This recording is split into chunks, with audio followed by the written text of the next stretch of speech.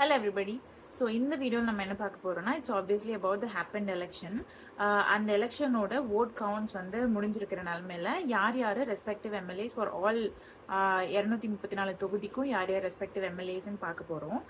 அதை தொடர்ந்து இப்போது என்ன நிலமை, இதுக்கப்புறம் என்ன நடக்கும், இம்மீடியட்டாக என்ன நடக்கும், லாங் ரன்லையும் என்ன நடக்கும் அப்படிங்கிறத பற்றி ஒரு சின்ன அவேர்னஸ் வீடியோ மாதிரி நான் இந்த வீடியோ க்ரியேட் பண்ணியிருக்கேன். ஸோ கண்டிப்பாக ஃபுல்லாக பாருங்கள். ஸோ நான் உங்களோட ரெஃபரன்ஸ்க்காக பார்ட்டி வைஸ் ரிசல்ட்ஸ் நான் உங்களுக்கு அப்டேட் பண்ணியிருக்கேன். அதை தொடர்ந்து ஒரு கட்சியும் எத்தனை தொகுதியில் ஜெயிச்சிருக்காங்க, எந்தெந்த தொகுதியில் ஜெயிச்சிருக்காங்க, நின்று ஜெயிச்ச எம்எல்ஏ கேண்டிடேட்டோட பேர் என்ன அப்படிங்கிற டீட்டெயில்ஸும் உங்களுக்கு நான் கண்டினியூஸாக உங்களுக்கு ஸ்லைட்ஸ் மாதிரி அப்டேட் பண்ணியிருக்கேன். கண்டிப்பாக இதில் செக் பண்ணி பாருங்கள். இதில் உங்களோட எம்எல்ஏ நீங்கள் கண்டுபிடிச்சிங்க அப்படின்னா கண்டிப்பாக காமெண்ட்டில் சொல்லிட்டு போங்க. I to check it out. By the way என்னோட கான்ஸ்டியூன்சியில் என்னோட தொகுதியில் ஜெயிச்சிருக்கிறவங்க வந்து ஏடிஎம்கே கேண்டிடேட் அண்ட் அவங்க பேர் வந்து சத்யபாமா. ஸோ நீங்கள் ரிசல்ட்ஸ் பார்த்த மாதிரி டிவிகே வந்து முதலிடத்துல இருக்காங்க. 108 தொகுதி வின் பண்ணி லார்ஜஸ்ட் பார்ட்டியா வந்து தமிழ்நாட்டில் இப்போ இடம் பிடிச்சிருக்காங்க நடந்து முடிஞ்ச டிஎன் எலெக்ஷன்ல. ஸோ இதுக்கப்புறம் என்ன நடக்கும் அப்படின்னு கேட்டிருந்தீங்கன்னா, ஒருவேளை சப்போஸ் 118 தொகுதி வந்து டிவிகே ஆல்ரெடி பிடிச்சிருந்தாங்க, லைக் அதுல தொகுதி 118 வின் பண்ணியிருந்தாங்க அப்படிங்கிற பட்சத்துல அவங்க வந்து சிம்பிள் மெஜாரிட்டி அப்படிங்கிற பேசிஸ்ல வந்து டைரக்டாவே வந்து கவர்மெண்ட் ஃபார்ம் பண்ண முடியும், அதாவது ஆட்சி அமைக்க முடியும். பட் இப்போ மெஜாரிட்டி இல்லை, மெஜாரிட்டிங்கிறது வந்து 118 கான்ஸ்டிடுவன்சிஸ் 118 தொகுதிகள் வந்து வரணும் இல்லையா, அந்த மெஜாரிட்டி இல்லை, இன்னும் ரீச் ஆகல அப்படிங்கிறதுனால இப்போ அடுத்து என்ன நடக்கும் அப்படிங்கிற கன்ஃபியூஷன் வந்து நமக்குள்ள நிறைய பேருக்கு இருக்கு. கரெக்டா? நோ வரிஸ், நான் அதை உங்களுக்கு வந்து ஸ்டெப் பை ஸ்டெப்பா ரொம்ப சிம்பிளா நான் சொல்றேன். ஸோ இந்த கட்சியுமே வந்து 118 தொகுதிகள் வந்து வின் பண்ணல அப்படிங்கிற பட்சத்துல இந்த இன்னை நடக்க போற அசம்பிளிக்கு பேர் வந்து ஹங் அசம்பிளி அப்படின்னு சொல்லி ஒரு டேர்ம் சொல்றாங்க. இதுக்கு அடுத்து என்ன நடக்கும் அப்படின்னு கேட்டீங்கன்னா, governor of Tamil Nadu mister Rajendra Vishwanath Arlekar வந்து who is also the governor of Kerala right now, அவர் வந்து உள்ள வருவாரு. இப்போ அவர் வந்து லார்ஜஸ்ட் பார்ட்டி வந்து இன்வைட் பண்ணுவாரு, which is TVK in our case. So இப்போ டிவிகே உள்ள கூப்பிட்டு இந்த மாதிரி வந்து மெஜாரிட்டி ப்ரூவ் பண்ண முடியுமா அப்படிங்கிற மாதிரி ஃபர்ஸ்ட் டிவிகே கேட்பாங்க. அப்படின்னா என்ன அர்த்தம்னா, அதர் பார்ட்டிஸோட அலைன்ஸ் வைக்கிறீங்களா, வச்சுட்டு உங்களால 118 தொகுதிகள் வந்து எப்படியாவது சம்ஹவ் உங்களால கொண்டு வர முடியுமா, மெஜாரிட்டியை ப்ரூவ் பண்ணுவீங்களா அப்படின்னு கேட்பாங்க ஃபர்ஸ்ட்.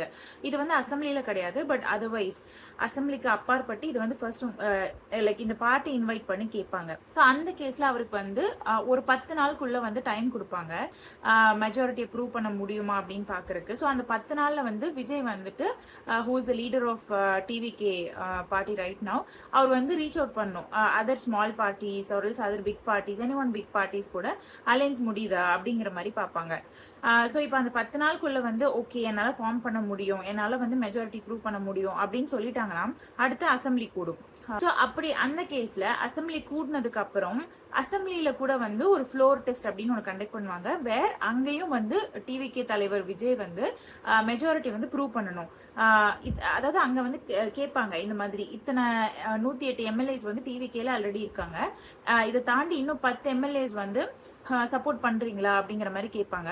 அந்த இடத்துல வந்து எம்எல்ஏஸ் வந்து ஆமா நாங்க சப்போர்ட் பண்றோம், இன்னும் எக்ஸ்ட்ரா 10 எம்எல்ஏஸ் வந்து ஒரு லெட்டர் மாதிரி ஒன்று கொடுத்தாங்க அப்படின்னா அந்த பேசிஸ்ல வந்து டிவிகேனால 118 தொகுதியை கேப்சர் பண்ணி கவர்மெண்ட்டை ஃபார்ம் பண்ண முடியும், ஆட்சி அமைக்க முடியும்.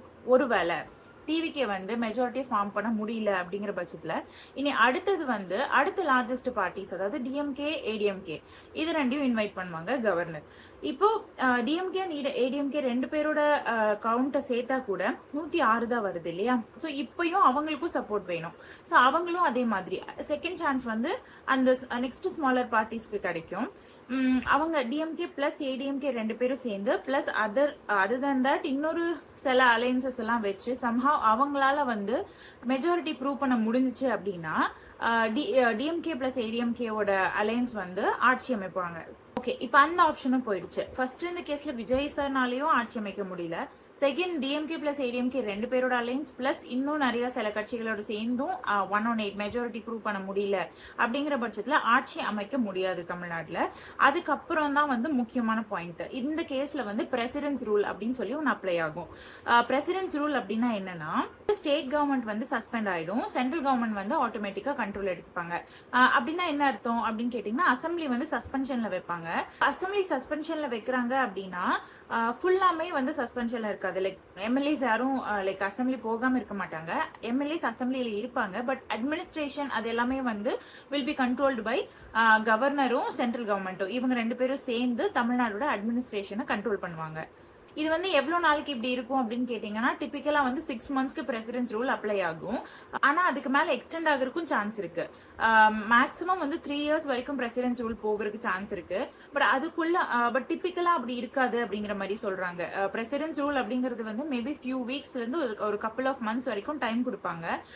ஒரு தமிழ்நாடு ஒரு ஸ்டேட் கவர்மெண்ட்டுக்கு வந்து அங்கே இருக்கிற பார்ட்டிஸ்க்கு வந்து டைம் கொடுப்பாங்க. ஏதாவது ஒரு அலையன்சஸ் ஃபார்ம் பண்ணி கவர்மெண்ட் உங்களால் ஃபார்ம் பண்ண முடியுதா அப்படிங்கிற மாதிரி ஒரு டைம் வந்து கொடுப்பாங்க.